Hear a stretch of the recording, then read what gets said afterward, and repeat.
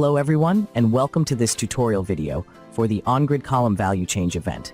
OnGridColumnValueChanged event triggers the script whenever a value of a cell or column in a grid, such as a data grid or table, is changed. In this tutorial, I will teach you how to write a DIY script using the OnGridColumnValueChanged event for travel agency business, such that it can be used to auto-calculate the amount charges for hotel room.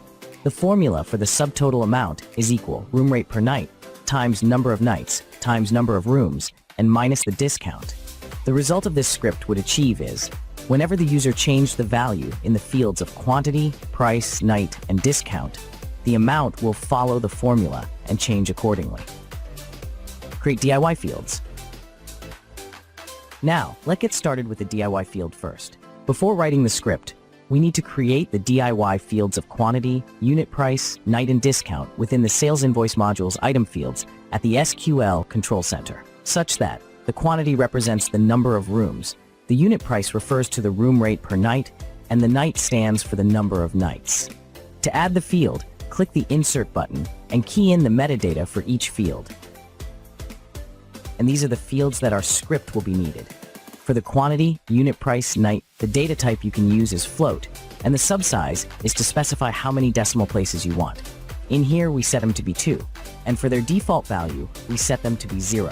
For the discount field, it is a string type, and the size is to specify the total number of character that you can key in. In here, we set to have a maximum 20 characters. Why need to create DIY fields? The reason of why we need to create another DIY field for the quantity, unit price, and discount, instead of using built-in field, is because of the system will always overwrite the amount with its standard formula of quantity times unit price minus with discount when the user changes the value in original fields. Here is a simple demo showing when using UDF fields, it can update the subtotal amount correctly. Function and procedure. Next, I'm going to explain the script. In this script, it consists of a function and a procedure. For the function getAmountAfterDiscount, it takes in a local amount and a discount string, returning an amount after discount. Its main purpose is to resolve the discount rules that written in string and apply all the discount to the amount. It will check if the discount is written in %. If true, it will use the multiplication formula. If it is written in number, the calculation would use the subtraction formula. For an example of the function execution, calling this function by passing an amount value of 100 and a discount string of 10% plus 5 ringgits. Assign plus character as string delimiter in the tString list object. Trim the additional spacing in left and right of the discount string before assigned to be delimited text. Loop all the discount in the list. Get the discount string value. Check if the last character is %. If yes, then begin to copy the numerical value in front of the %. Convert the numerical value in string to floating data type, and use the amount times 100 minus discount % divided 100 formula to get the amount after discount percentage is applied. Loop to second discount string. Because of the last character in second discount string is not end with %, it will skip the if statement and to execute the else statement.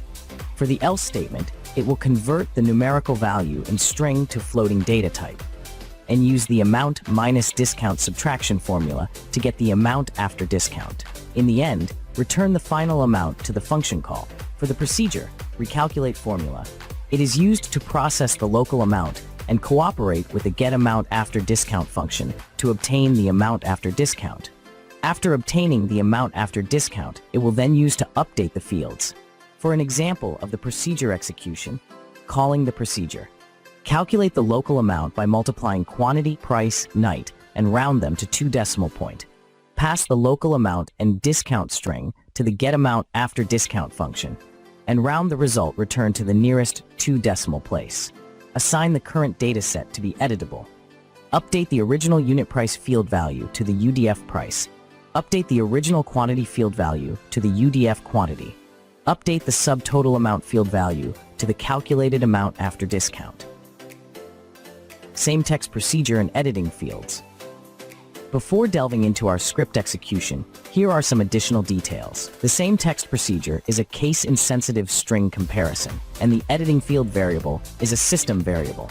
The editing field will capture the column name whose value has been changed in the document details grid only.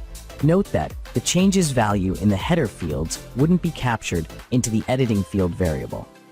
Field name and data type. Moreover, for the field name and their data type, the field name can be found in the SDK tools. For anyone who curious what it is, can review to our previous SDK tutorial video. While for the data types, we have 6 types that you can use.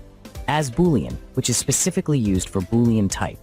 As currency, which is specifically used for currency type. As date time, which is specifically used for date and time type.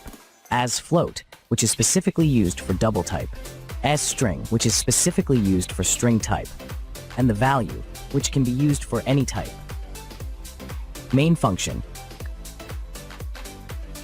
For the script execution, it always starts from the begin and end at the end.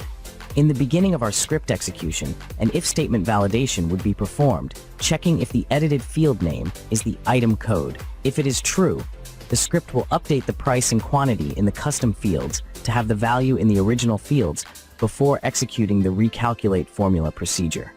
If the value changes are done to the custom fields of quantity, price, night, and discount, the recalculate formula procedure will be executed solely. Compile script. After you had finished writing your code, you can compile it to check for the error.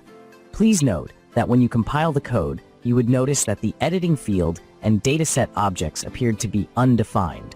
Please don't worry that, as this is not your script error, this error is because they are both global variables, which do not appear inside this event script. Hence, they couldn't be captured by this compiler. To check your code error in compiler, you can add this temporary declaration for redeclaring the global variables into local objects in current script, and compile again to debug your own code error. After you had solved all of your code error, please remember to remove or comment the redeclaring statement for both global variables and save again, else the global objects would not be referenced correctly. Show message procedure. Another way to debug your code error is that you can use the show message procedure to pop out the variable you want to inspect their carrying value. Ending demo. Before ending the video, here is a demo of the result. Thank you for watching.